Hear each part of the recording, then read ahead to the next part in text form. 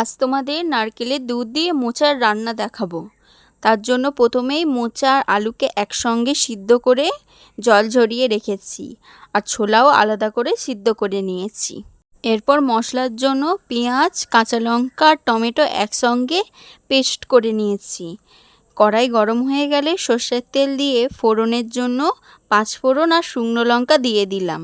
প্রথমে 1 চামচ বেটে রাখা মশলা দিয়ে দিলাম, তারপর 2 চামচ হলুদ গুঁড়ো দিয়ে পুরো মশলাটাই দিয়ে দিলাম।